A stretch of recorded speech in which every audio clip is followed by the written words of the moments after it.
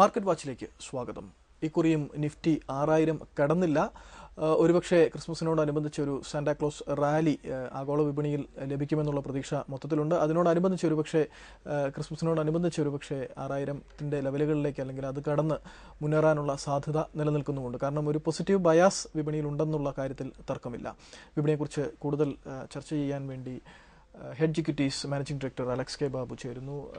Alex, തീർച്ചയായിട്ടും മാർക്കറ്റിനെ സംബന്ധിച്ച് ഒരു പോസിറ്റീവ് ബയാസ് ഉണ്ട്, അക്കാര്യത്തിൽ ആർക്കും ഒരു തർക്കവുമില്ല.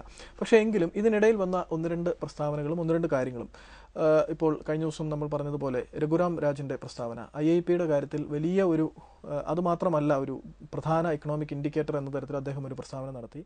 ഒരുപക്ഷെ ഇന്ത്യയെ ഡൗൺഗ്രേഡ് ചെയ്താൽ റുപ്പി വീണ്ടും 60ന്റെ ലെവലുകളും കഴിഞ്ഞ് 60 രൂപയിലും താഴേക്ക് പോകാനുള്ള സാധ്യത ഇൻഫോസിസിൻ്റെ BPO ഹെഡ് ചെയ്യുന്ന നമ്മുടെ വി ബാലകൃഷ്ണൻ പറഞ്ഞു. ഇങ്ങനെ പല കാര്യങ്ങൾ ഒരു വശത്ത്. ഇതിനിടയിൽ ഡിസംബർ 18 മിഡ് ക്വാർട്ടർ RBIയുടെ റിവ്യൂ വരും. ഒരുപക്ഷെ അതിൽ ഒരു CRR കുറച്ചേക്കുമെന്ന് HSBCയുടെ ലെസ് വെസ്കിൻ പോലെയുള്ളവർ പറയുന്നു.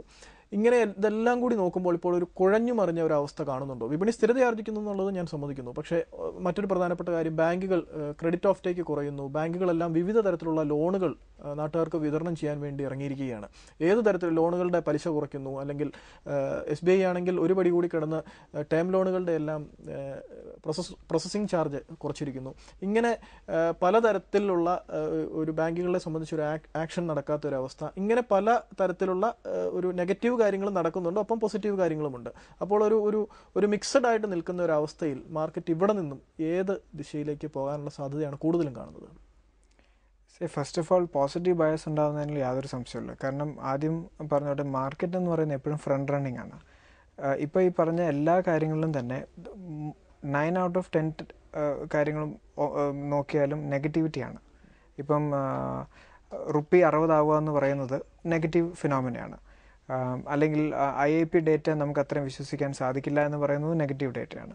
RBIയുടെ അവലോകന മീറ്റിങ്ങും ഇതുവരെ വന്നിരുന്ന പ്രോസസ്സ് എല്ലാം നോക്കിയാൽ നെഗറ്റീവായിട്ടാണ്. പക്ഷേ ഇതിനൊക്കെ നമുക്ക് ഓരോന്നോരോന്നായിട്ട് ടാക്കിൾ ചെയ്ത് നോക്കിക്കഴിഞ്ഞാൽ മനസ്സിലാവും. അപ്പം IIP ഡേറ്റ രഘുറാം രാജൻ അദ്ദേഹം പറയുന്ന പോലെ അത്ര സിഗ്നിഫിക്കൻ്റ് അല്ല എന്ന് പറയുന്നത് പ്രീവിയസ് ഹിസ്റ്ററി വെച്ചിട്ടാണ്. കാരണം എപ്പോഴും IIP ഡേറ്റ അതൊരിക്കലും ഒരു എക്കണോമിക് ഇൻഡിക്കേറ്ററായിട്ട് RBI പോലും കൺസിഡർ ചെയ്തിട്ടില്ല. ഇതിൻ്റെ മുന്നേ നമുക്ക് നെഗറ്റീവ് IIP വന്നപ്പോൾ RBI പറഞ്ഞ we don't consider IIP data, നമ്മളാകെ ഇൻഫ്ലേഷൻ ഡേറ്റ മാത്രമാണ് ഏറ്റവും സീരിയസ് ആയിട്ട് കൺസിഡർ ചെയ്യുന്നതെന്ന് പറഞ്ഞു. IIP ഡേറ്റയുടെ ടെക്നിക്കൽ കോൺസ്റ്റിറ്റ്യൂൻസ് നമ്മൾ നോക്കിക്കഴിഞ്ഞാൽ കഴിഞ്ഞ വർഷം ദീപാവലി വരുന്നത് ഒക്ടോബറിലാണ്. അപ്പോൾ അതിൻ്റെ പ്രൊഡക്ഷൻ അതിൻ്റെ മുന്നെയാണ് സംഭവിക്കുന്നത്. ഇവിടെ വന്നത് നവംബറിലാണ്. അപ്പോൾ അതിൻ്റെ പ്രൊഡക്ഷൻ ഓഫ് ടേക്കിൻ്റെ ഒരു മാസത്തിൻ്റെ ഡിഫറൻസ് വരും. അപ്പോൾ അത് ബേസ് എഫക്റ്റിൽ ഒരുപാടും അതിൻ്റെ അകത്ത് വ്യത്യാസമുണ്ട്. അപ്പോൾ അതുകൊണ്ടാണ് ആ നമ്പർ അത്രയും വളരെ ഒരു സിഗ്നിഫിക്കൻറ്റ് നമ്പറായിട്ട് വന്നിരിക്കുന്നത്. അപ്പോൾ അത് കീപ്പിംഗ് ദാറ്റ് അസൈഡ് അത് മാറ്റി വെക്കാം. പിന്നെ രഘുറാം രാജൻ അദ്ദേഹം പറഞ്ഞ 60 എന്ന് പറഞ്ഞ നമ്പർ 60 ഡോളർ ടേംസിൽ റുപ്പി ഡോളർ തമ്മിൽ 60 ആവും എന്ന് പറയുന്നതിനോട് കൂടുതലായിട്ട് നമുക്ക് യോജിക്കാൻ സാധിക്കില്ല. കാരണം അങ്ങനെയാണെങ്കിൽ ആ ഫിനോമിന നമ്മൾ കഴിഞ്ഞ 2-3 ആഴ്ച മുമ്പേ സംസാരിച്ച മാർക്കറ്റ് വാച്ചിൽ പറഞ്ഞ അതേ കാര്യം തന്നെയാണ്. കാരണം റേറ്റിംഗ് ഡൗൺഗ്രേഡ് സംഭവിക്കുകയാണെങ്കിൽ 60 വരും, യാതൊരു സംശയമില്ല.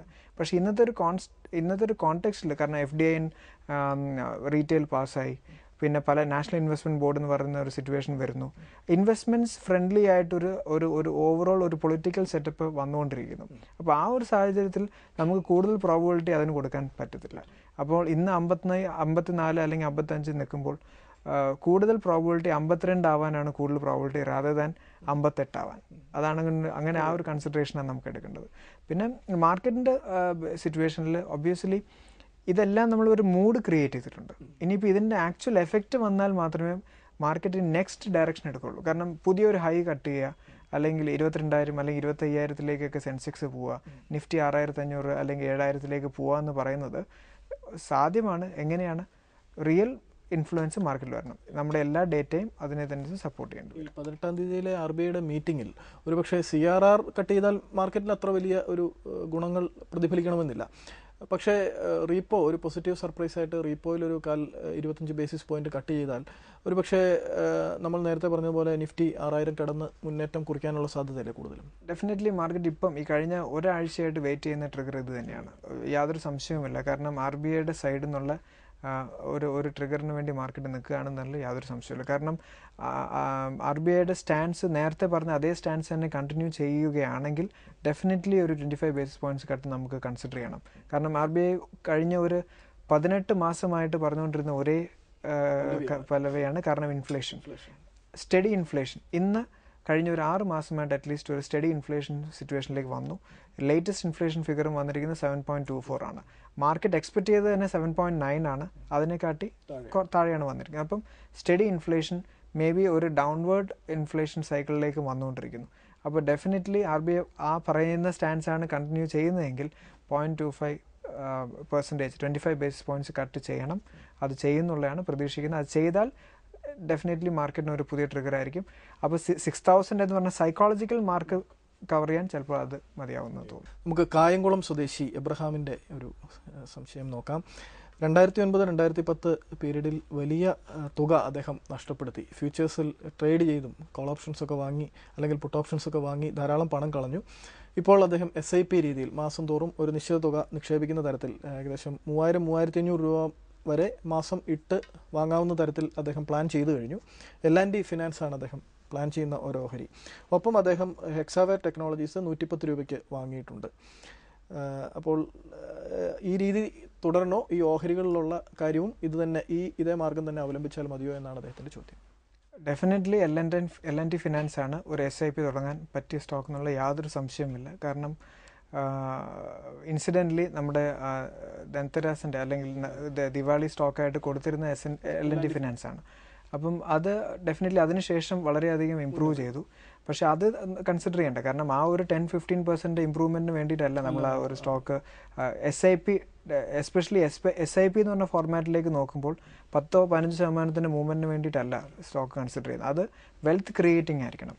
അപ്പോൾ വെൽത്ത് ക്രിയേറ്റ് ചെയ്യാൻ ഏറ്റവും പോസിബിൾ ആയിട്ടുള്ള ഒരു സ്റ്റോക്ക് തന്നെയാണ് L&T ഫിനാൻസ്.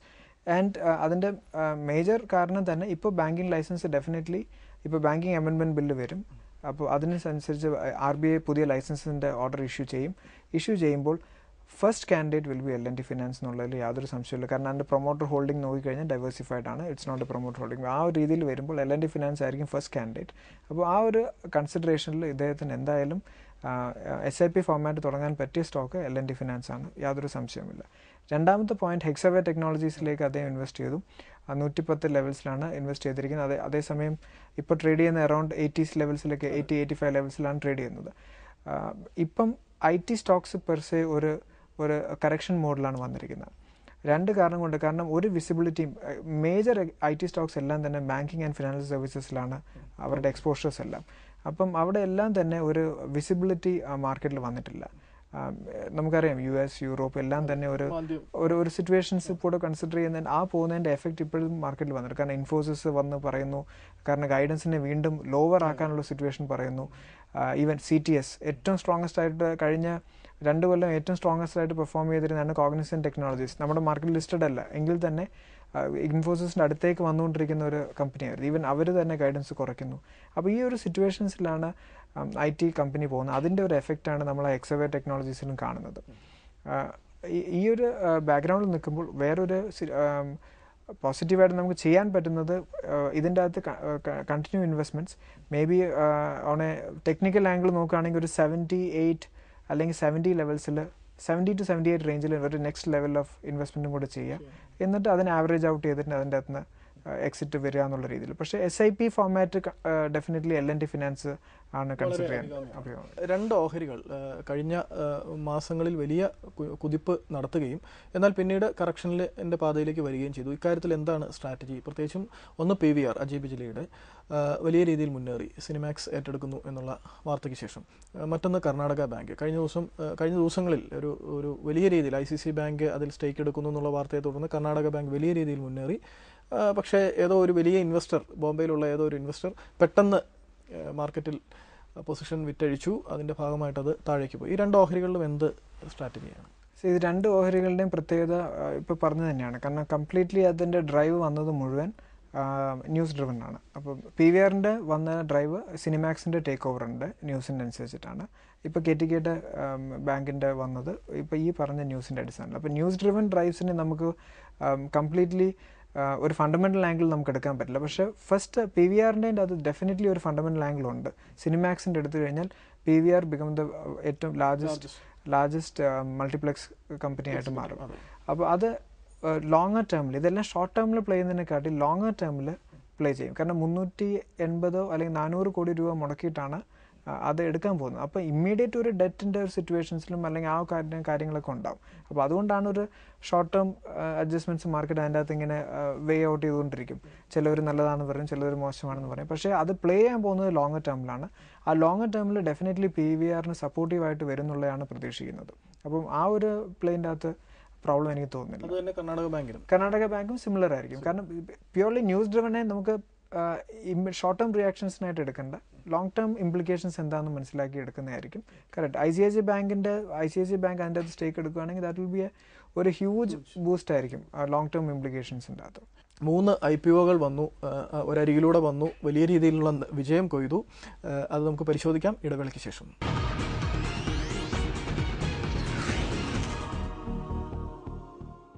മാർക്കറ്റ് വാച്ച് തുടരുന്നു.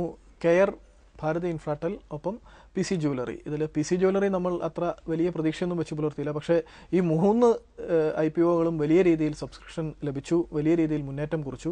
അതിൽ തന്നെ കെയറിൻ്റെയും ഭാരതി ഇൻഫ്രാടെലിൻ്റെയും ഒക്കെ വിലകൾ ഒരല്പം വാല്യുവേഷൻ വലിയ രീതിയിലായിരുന്നു, മുകളിലായിരുന്നു എന്ന് പരാതി ഉണ്ടെങ്കിൽ പോലും ഇതെല്ലാം നല്ല രീതിയിലാണ് പോയത്. ഇത് ഒരുപക്ഷെ പ്രാഥമിക വിപണിയിലേക്ക് വലിയ രീതിയിൽ IPOകൾ വരാനും കൂടുതൽ കമ്പനികൾ രംഗത്തിറങ്ങാനും ഒക്കെ ഒരു വഴി സംജാതമാക്കുകയില്ലേ?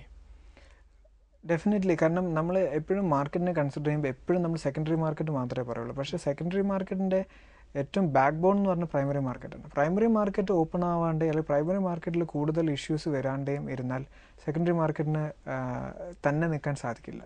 അപ്പോൾ കഴിഞ്ഞ 2-3 കൊല്ലമായിട്ട് നമുക്ക് പ്രൈമറി മാർക്കറ്റിൽ വളരെ കുറഞ്ഞ ആക്ഷൻസേ ഉള്ളൂ. അപ്പം അതിൻ്റെ അകത്തുനിന്നൊരു പിക്കപ്പ് വരുന്ന ഇറ്റ്സ് എ പോസിറ്റീവ് സൈൻ. കാരണം ഇപ്പോൾ നേരത്തെ പറഞ്ഞ പോലെ പോസിറ്റീവ് സെൻറ്റിമെൻറ്റ്സ് ഉണ്ടാകുന്നതെന്ന് പറഞ്ഞാൽ പ്രൈമറി മാർക്കറ്റ് പിക്കപ്പ് ചെയ്യണം. ഇപ്പോൾ ഈ 3 IPO പരിശോധിച്ചാൽ ഏറ്റവും ബെസ്റ്റ് റെസ്പോൺസ് കിട്ടിയിരിക്കുന്നത് കെയറിൻ്റെയാണ്. കെയറിൻ്റെ IPOയിലാണ് 45 to 47 ടൈംസ് ഓവർ സബ്സ്ക്രിപ്ഷനാണ് വന്നിരിക്കുന്നത്. പക്ഷേ അൺഫോർച്ചുനേറ്റ്ലി നമ്മൾ സബ്സ്ക്രിപ്ഷൻ ടൈംസ് നോക്കിക്കഴിഞ്ഞാൽ ക്വാളിഫൈഡ് ഇൻസ്റ്റിറ്റ്യൂഷണൽ അല്ലെങ്കിൽ ഹൈ നെറ്റ്വർത്ത് റിലയൻസ് അവിടെയാണ് 45 ടൈംസ് പോയിരിക്കുന്നത്. കാരണം റീറ്റെയിൽ സബ്സ്ക്രിപ്ഷൻ ടൈംസിൽ 5 ടൈംസോ 6 ടൈംസേ വന്നിട്ടുള്ളൂ. മേ ബി അതിൻ്റെ ഒരു കാരണം 700 to 750 എന്ന് പറയുന്ന ബാൻഡ് കണ്ടിട്ട് ആൾക്കാർ പേടിച്ചു പോകുന്നു. എനിക്ക് തോന്നുന്നത് അതിനോടൊപ്പം മുൻപ് പണ്ട് കാലത്ത് ക്രിസിലും അതുപോലെ തന്നെ ഇക്ര 2 റേറ്റിംഗ് ഏജൻസികളും ലിസ്റ്റ് ചെയ്തപ്പോൾ ആദ്യ ദിനത്തിൽ വലിയ രീതിയിലുള്ള കുതിപ്പ് കണ്ടു. പിന്നീട് അങ്ങോട്ട് ആ സ്റ്റോക്കുകൾ തിരക്കേടില്ലാതെ പെർഫോം ചെയ്യുകയും ചെയ്തു. അപ്പോൾ അതിൻ്റെ ഒരു ഉപഫലമായിട്ടും ഇത് വന്നു എന്ന് തോന്നുന്നു. ഡെഫിനറ്റ്ലി. കാരണം അവിടെയും തന്നെ റീറ്റെയിൽ എന്തുകൊണ്ട് കൂടുതൽ പാർട്ടിസിപ്പേറ്റ് ചെയ്തില്ല എന്നുള്ള ഒരു സങ്കടകരമായ കാര്യം. കാരണം 5 ടൈംസേ അവർ ഓവർ സബ്സ്ക്രിപ്ഷൻ വന്നിട്ടുള്ളൂ. കാരണം മേ ബി 700 അല്ലെങ്കിൽ 750 എന്ന് പറയുന്ന പ്രൈസ് ബാൻഡ് കണ്ടിട്ടാണ്. പലപ്പോഴും നമ്മൾ ഇൻവെസ്റ്റേഴ്സിനോടൊക്കെ കമ്മ്യൂണിക്കേറ്റ് ചെയ്യേണ്ടത് എപ്പോഴും സ്റ്റോക്കിൻ്റെ വിലകൾ എന്ന് പറയുന്ന 10 രൂപ അല്ലെങ്കിൽ 700 രൂപ എന്നുള്ള ആ വില നോക്കുന്നതിനെക്കാട്ടി ഉപരി വാല്യൂവിലാണ് കൂടുതലായിട്ട് ശ്രദ്ധിക്കേണ്ടത്. അപ്പോൾ പ്രൈസും വാല്യൂവും തമ്മിൽ ഒരുപാട് വ്യത്യാസമുണ്ട്. അപ്പം ഇപ്പോൾ കെയറിൻ്റെ അകത്ത് സിറ്റുവേഷൻ നോക്കിക്കഴിഞ്ഞാൽ ഇപ്പം ക്രിസിലും ഇപ്പോൾ പറഞ്ഞ പോലെ ക്രിസിലും ക്രിസിലൊക്കെ ആയിട്ട് കമ്പയർ ചെയ്താൽ ക്രിസിലിൻ്റെ ഒക്കെ പ്രൈസ് ടു ഏർണിങ്സിൻ്റെ മൾട്ടിപ്പിൾ നടക്കുന്നത് 35 ടൈംസിലാണ്, ഫോർവേഡ് മൾട്ടിപ്പിൾ. അതേസമയം കെയറിൻ്റെ മൾട്ടിപ്പിൾ 17 ടൈംസിലേ ഉള്ളൂ. അപ്പോൾ ഓൾമോസ്റ്റ് 50% ഡിസ്കൗണ്ട് മാർക്കറ്റ് രീതിയിലാണ് ഇപ്പം ഈ പബ്ലിക് ഇഷ്യൂ വന്നിരിക്കുന്നത്. ഈവൻ 17 ടൈംസ് ശരിക്കും കുറച്ച് ഹൈ പ്രൈസ്ഡ് ആണ്. ബട്ട് അഗെയിൻ കമ്പയറിങ് വിത്ത് ക്രിസിലൊക്കെ നോക്കി കഴിയുമ്പോൾ ഇറ്റ് ഈസ് 50% ബിലോ. അതുകൊണ്ടാണ് ഇത്രയും ഓവർ സബ്സ്ക്രിപ്ഷൻ വന്നത്. ഡെഫിനറ്റ്ലി ലിസ്റ്റിങ്ങിൻ്റെ അകത്ത് വി വിൽ സി ഒരു ഗുഡ് ജമ്പും കൂടി നമുക്ക് സ്പോട്ട് എക്സ്പെക്റ്റ് ചെയ്യാവുന്നതാണ്, യാതൊരു സംശയവുമില്ല. ഭാരതി ഇൻഫ്രാടെലിലൊക്കെ നോക്കിക്കഴിയുമ്പോൾ ഡെഫിനറ്റ്ലി അത് ഒരു ലാർജർ വലിയൊരു IPO ആണ്. അപ്പം ഡെഫിനറ്റ്ലി അത് സബ്സ്ക്രൈബ് ആയിക്കോളും. പക്ഷേ ഹ്യൂജ് എൻതൂസിയാസം ഉണ്ടാവും എന്നുള്ളത് നമുക്ക് പറയാൻ പറ്റില്ല. ജോമോൻ്റെ ചോദ്യം നോക്കാം. Reliance Capital, Unitech, Manappuram finance, Indowind energy, Kingfisher Airlines, ഇത് എങ്ങനെ 4 ഓഹരികളാണ് അദ്ദേഹം നോക്കിയിട്ടുള്ളത്? ഡെഫിനറ്റ്ലി ഇത് പ്യുവർലി നമുക്ക് ടെക്നിക്കൽ ടേംസിൽ സംസാരിക്കുന്നതായിരിക്കും നല്ലത്. റിലയൻസ് ക്യാപിറ്റലിൻ്റെ സപ്പോർട്ട് പോയിന്റ്സ് നോക്കിക്കഴിഞ്ഞാൽ 434 ഒരു ഫസ്റ്റ് സപ്പോർട്ട് കിടക്കുന്നുണ്ട്, 405 സെക്കൻഡ് സപ്പോർട്ട് കിടക്കുന്നുണ്ട്. മേ ബി ഈ ബൈ ഓൺ ഡിപ്പ് എന്ന് പറഞ്ഞ സ്ട്രാറ്റജി അഡോപ്റ്റ് ചെയ്യാൻ പറ്റും റിലയൻസ് ക്യാപിറ്റൽ. കാരണം ഡെഫിനറ്റ്ലി അതിൻ്റെ ട്രജക്ടറി ഇപ്പോൾ ബുള്ളിഷ് ട്രജക്ടറിയിലേക്ക് വന്നിട്ടുണ്ട്. അപ്പം ഈ ഒരു സപ്പോർട്ട് പോയിന്റ്സ് വരികയാണെങ്കിൽ ഡെഫിനറ്റ്ലി ഒരു അടുത്ത റൗണ്ട് ഓഫ് ഇൻവെസ്റ്റ്മെൻറ്റ്സ് ചെയ്തിട്ട് ടാർഗറ്റ് പോയിന്റ്സ് എന്ന് പറയുന്നത് ഫസ്റ്റ് ഇമ്മീഡിയറ്റ് ടാർഗറ്റ് പോയിന്റ്സ് 520 ഉണ്ട് and later target points around 550 ലെവൽസിലേക്കും നമുക്ക് ടാർഗറ്റ് ചെയ്യാവുന്നതാണ്. ദെൻ സെക്കൻഡ് വൺ വാസ് യൂണിറ്റെക്കും ട്രജക്ടറി ചേഞ്ച് ചെയ്തു. വളരെ കൊല്ലങ്ങൾ ഏകദേശം 2-3 കൊല്ലമായിട്ട് നെഗറ്റീവ് ട്രജക്ടറിയിൽ നിന്നിട്ട് ഓഫ് ലേറ്റ് കഴിഞ്ഞ ഒരു മാസമായിട്ട് 1-2 മാസമായിട്ട് ഒരു ട്രജക്ടറി, ഒരു ബുള്ളിഷ് ട്രജക്ടറിയിലേക്ക് കയറുന്നത് നമുക്ക് കാണാൻ പറ്റും. അപ്പം മേ ബി അവരുടെ ഡെറ്റ് റിഡക്ഷൻ സിറ്റുവേഷൻസ് ഒക്കെ പ്രോപ്പറായിട്ട് നടക്കുന്നുണ്ട്. അപ്പോൾ അങ്ങനെ വന്നു കഴിഞ്ഞാൽ ഒരു ഗ്രോത്ത് സ്ട്രാറ്റജിയിലേക്ക് വീണ്ടും വരാനുള്ള സാധ്യതയുണ്ട്. കേരളത്തിൽ ഏറ്റവും കൂടുതൽ നിക്ഷേപകർ സൂക്ഷിക്കുന്ന ഓഹരികളിലൊന്നാണ്. 2 ഓഹരികളാണ് യൂണിറ്റെക്കും സുസ്ലോണും ആയിരിക്കും ഏറ്റവും കൂടുതൽ. അപ്പോൾ അത് യൂണിറ്റെക്കിൻ്റെ അത് ഡെഫിനറ്റ്ലി ഇപ്പം സുസ്ലോണും ഡെറ്റ് റീസ്ട്രക്ചറിങ് എല്ലാം നടത്തി ഭംഗിയായിട്ട് വരുന്നു. അതെ, ഇപ്പോൾ ഈ സ്റ്റോക്കിൽ വളരെ നാളുകൾക്ക് ശേഷം ഒരു റിസർജൻസ് കാണുന്നുണ്ട്. അപ്പം സപ്പോർട്ട് പോയിന്റ്സ് 31 and 28 ആണ് സപ്പോർട്ട് പോയിന്റ്സും, റെസിസ്റ്റൻസ് പോയിന്റ്സ് 38. അപ്പോൾ ട്രേഡബിൾ പോയിന്റിൽ നോക്കി 38 മേ ബി യു ക്യാൻ കുറച്ചൊന്ന് സെൽ ഓഫ് ചെയ്ത് തിരിച്ച് ബൈ ബാക്ക് ചെയ്യാൻ നോക്കാം. ബട്ട് ഹോൾഡ് ചെയ്യാനാണ് താല്പര്യമെങ്കിൽ, കാരണം ഒരു ഹയർ ടാർഗറ്റ് ഉൾപ്പെടെ നമുക്ക് പ്രതീക്ഷിക്കാം. മേ ബി 60 ലെവൽസ് വരെ നമുക്ക് പ്രതീക്ഷിക്കാം. കാരണം ഈ ഡെറ്റ് റിഡക്ഷൻ കാര്യങ്ങളൊക്കെ പോസിറ്റീവായിട്ട് നടക്കുന്നുണ്ട്. അത് എപ്പോൾ സംഭവിക്കുന്നതിനെക്കാട്ടി കൂടുതൽ മേ ബി കുറച്ചും കൂടി ഒരു 6 months ഡൗൺ ദ ലൈൻ എന്നുള്ള പോസിറ്റീവ് ആറ്റിറ്റ്യൂഡിലേക്ക്, പോസിറ്റീവ് ട്രജക്ടറി എടുക്കുന്നതായിരിക്കും നല്ലത്. മണപ്പുറം ഫിനാൻസ് ഡെഫിനറ്റ്ലി വീണ്ടും ആ ഒരു ട്രേഡിംഗ് ബാൻഡിലേക്കാണ് കൂടുതൽ പോകുന്നത്. ഒരു ഹ്യൂജ് പോസിറ്റീവ് ഇൻഫ്ലുവൻസിലേക്ക് പോകേണ്ട കാര്യമല്ല. കാരണം ലേറ്റസ്റ്റ് ഇപ്പം RBI വീണ്ടും ഒരു NBFCയുടെ ഒരു നോംസും ഒക്കെ വന്നിട്ടുണ്ട്. ബട്ട് നോംസിനകത്ത് കൂടുതൽ നെഗറ്റിവിറ്റി ഇല്ല, പക്ഷേ കുറേ കൂടെ സ്ട്രക്ചേർഡ് ആണ്. പഴയ പോലത്തെ ഒരു 30-40% AUM ഗ്രോത്തും അല്ലെങ്കിൽ ഗ്രോത്തും ഒന്നും ഉണ്ടാകാനുള്ള സാധ്യത കാണുന്നില്ല. മേ ബി നോർമൽ ലൈക്ക് ഒരു ബാങ്കിങ് ഗ്രോത്ത് നമുക്ക് എക്സ്പെക്ട് ചെയ്യാവുന്നതാണ്. അത് എന്തായാലും എക്സ്പെക്ട് ചെയ്യാം. അപ്പം ആ ഒരു പോയിന്റ് ഓഫ് വ്യൂ നോക്കണം. അപ്പം ഈ തൽക്കാലത്തേക്കൊരു അഡ്ജസ്റ്റ്മെൻറ്റ്സ് ഓൺ ഒരു ട്രേഡിംഗ് ബാൻഡിൽ നിന്ന് അഡ്ജസ്റ്റ്മെൻറ്റ്സ് ആണ് നോക്കുന്നത്. അപ്പോൾ സപ്പോർട്ട് പോയിന്റ്സ് നോക്കിക്കഴിഞ്ഞാൽ അറൌണ്ട് 33 and 29 ഒരു സപ്പോർട്ട് പോയിന്റ്സും, റെസിസ്റ്റൻസ് പോയിന്റ്സ് അറൌണ്ട് 43 ഒരു റെസിസ്റ്റൻസ് പോയിന്റുമായിട്ട് നിൽക്കും. അപ്പോൾ ഈ ഒരു റേഞ്ച് ട്രേഡിംഗ് ചെയ്യാൻ പറ്റിയ ഒരു സ്റ്റോക്കായിട്ട് നമുക്ക് കൺസിഡർ ചെയ്യാവുന്നതാണ്. കിങ്ഫിഷർ എയർലൈൻസ് അഗൈൻ അതിൻ്റെ കംപ്ലീറ്റ് ടോക്സ് വരുന്നപ്പോൾ കിങ്ഫിഷർ ആണോ ജെറ്റ് ആണോ ആരാണ് എത്തിഹാദ് എടുക്കുന്നതെന്നുള്ളൊരു ഇതിലാണ്. അപ്പം എത്തിഹാദിന് ബെസ്റ്റ് ഓപ്ഷൻ കിങ്ഫിഷർ ആയിരിക്കും. കാരണം ഒരു പുതിയ സ്റ്റാർട്ട് എന്നുള്ള രീതിയിൽ പോവുകയാണെങ്കിൽ. കാരണം എത്തിഹാദിന് ഇന്ത്യൻ ഓപ്പറേഷൻസിനോട് ഏറ്റവും കൂടുതൽ താല്പര്യമുണ്ടെങ്കിൽ, കാരണം അവർക്കൊരു കൺട്രോളിങ് സ്റ്റേക്ക് എന്നുള്ള രീതിയിലേക്ക് പോകാൻ താല്പര്യമുണ്ടെങ്കിൽ കിങ്ഫിഷർ ആയിരിക്കും ബെസ്റ്റ് കാൻഡിഡേറ്റ്. കാരണം റാദർ ദാൻ ജെറ്റ്. കാരണം ജെറ്റ് ഡെഫിനറ്റ്ലി ഒരു കൺട്രോളിങ് സ്റ്റേക്ക് ലെവലിലേക്ക് പോകാൻ സാധ്യത വളരെ കുറവാണ്. മേ ബി 24%, 26% ഒക്കെ എടുക്കാൻ പറ്റുമായിരിക്കും. ഒരു 51% സ്റ്റേക്കിലേക്കൊന്നും ജെറ്റ് പോകാനുള്ള സാധ്യത വളരെ കുറവാണ്.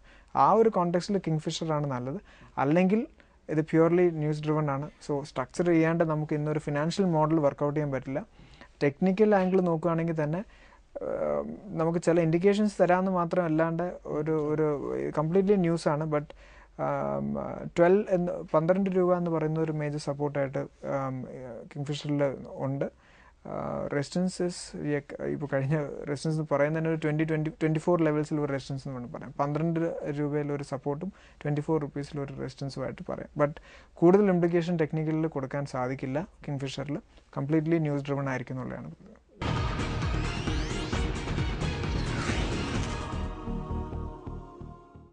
Final word. ഈ ഓവറോൾ മാർക്കറ്റ് കോണ്ടെക്സ്റ്റിൽ ഇപ്പം we had a good ride. നമുക്ക് നല്ല റൈഡിൽ എടുത്തിട്ട് ഒരു സട്ടിൽ ടൈമിൽ പോവാണ്. Definitely market is on a positive mode. അതിൽ യാതൊരു സംശയവുമില്ല. മേ ബി നമ്മുടെ മോർണിംഗ് പീരീഡ് കഴിഞ്ഞു എന്ന് വിചാരിക്കാം. കാരണം 4 കൊല്ലമായി നമ്മൾ ഇതേ ഒരു കാറ്റഗറി പോകുന്നു. മേ ബി 2013 തുടങ്ങുമ്പോഴത്തേക്ക് ഒരു പുതിയൊരു റിവൈവൽ മാർക്കറ്റിൽ വരും. Good solid revival. നമുക്ക് പറയുന്ന വെറുതെ ഒരു റിവൈവൽ അല്ല, ന്യൂസ് ഡ്രിവൺ റിവൈവൽ അല്ലാണ്ട് ഒരു സോളിഡ് റിവൈവൽ വരട്ടെ എന്നുള്ള പ്രതീക്ഷയോടുകൂടി നമുക്ക് 2013 അപ്രോച്ച് ചെയ്യാവുന്നതാണ്. അലക്സ് പറഞ്ഞതുപോലെ തന്നെ ഇനി അങ്ങോട്ട് ഒരു മോർണിംഗ് പീരീഡ് മാറുന്നു. ഒപ്പം തന്നെ ഒറ്റയടിക്ക് മാർക്കറ്റ് വലിയ രീതിയിൽ താഴെ പോകുന്ന ആ ഒരു ഫ്ലാഷ് ക്രാഷ് അതിനി ഉണ്ടാവില്ല. കാരണം സെബി ഇടപെട്ടു. കഴിഞ്ഞ മാസങ്ങളിൽ ഒരു തവണ അങ്ങനെ ഉണ്ടായി. ഇനി അങ്ങനെ ഉണ്ടാവില്ല. അതുകൊണ്ട് തന്നെ നിക്ഷേപകരെ സംബന്ധിച്ചിടത്തോളം വളരെ കോൺഫിഡൻ്റ് ആയിട്ട് ഒരു ദിവസമോ 2 ദിവസമോ കൊണ്ട് ഒറ്റയടിക്ക് സ്റ്റോക്ക് താഴെ പോകുന്ന ആ ഒരു പ്രവണത, അല്ലെങ്കിൽ നിഫ്റ്റി ക്രാഷ് ചെയ്യുന്ന ആ ഒരു പ്രവണത ഇനി ഉണ്ടാവില്ല. കാരണം സെബി വലിയ രീതിയിൽ ഇടപെട്ട് കഴിഞ്ഞിരിക്കുന്നു. അതിനുള്ള നിർദ്ദേശങ്ങൾ ബ്രോക്കിംഗ് സ്ഥാപനങ്ങൾക്കും നൽകി കഴിഞ്ഞിരിക്കുന്നു. അതുകൊണ്ട് തന്നെ ലാഭക്ഷമതയുള്ള കടം കുറഞ്ഞ ഇപ്പോൾ നമ്മൾ നേരത്തെ സൂചിപ്പിച്ചതുപോലെ ഓട്ടോ ഘടകങ്ങൾ നിർമ്മിക്കുന്ന അതൊക്കെ ഇനി വലിയ രീതിയിൽ വളരാനുള്ള സെക്ടറാണ്. ഇന്ത്യ വളരുന്നതിനനുസരിച്ച് വലിയ രീതിയിലുള്ള വളർച്ച കാണിക്കാനുള്ള സെക്ടറുകളാണ്. ഇത്തരം സെക്ടറുകളെല്ലാം നിക്ഷേപകർക്ക് പരിഗണിക്കാം. അടുത്ത ആഴ്ച കാണാം. നന്ദി, നമസ്കാരം.